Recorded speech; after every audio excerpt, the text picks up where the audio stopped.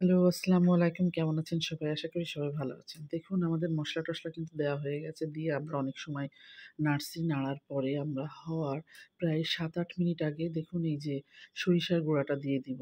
সরিষার গুঁড়াটা কিন্তু ১ম যে মসলাগুলো দিয়েছিলাম ওই সময় দেওয়া যাবে না। এটা হচ্ছে আপনার হয়ে আসার ৭-৮ মিনিট আগে দিবেন এবং চিলি ফ্লেক্সটাও কিন্তু তার পরপর দিয়ে দিবেন। দিয়ে আমরা ৭-৮ মিনিট মতো আরও একটু কুক করব। এই যে দেখুন, কারণ সরিষাটা যদি আমরা আগে দিয়ে দেই তাহলে কিন্তু ওটা এমনিতেই ভাজা সরিষা, তারপরে আবার যদি ১ম দিকে দিয়ে দেই ওটা তিতো হয়ে যাবে। ওজন্য আমরা সরিষাটা একটু নামানোর আগ দিয়ে দিয়ে দিব। এই যে দেখুন আমাদের মসলা কিন্তু সবই দেওয়া কমপ্লিট। এবার এই জিনিসটাকে আমরা লো ফ্লেমে কিছু সময় এই যে দেখুন আমরা একটু নাড়াচাড়া করব। অবশ্যই কিন্তু কিছু সময় নাড়াচাড়া করতে হবে। এবং অন্য যেসব মসলাগুলো আমরা ১ম দিকে যে দিয়েছিলাম পাঁচফোড়ন, তারপরে জিরার গুঁড়া, ধনিয়ার গুঁড়া, আম এসব জিনিসগুলোর সাথে অবশ্যই আপনারা কিন্তু সরিষার গুঁড়াটা দিবেন না। এই যে দেখুন আমি সরিষার গুঁড়াটা কিন্তু নামানোর কিছু সময় আগেই দিয়েছি।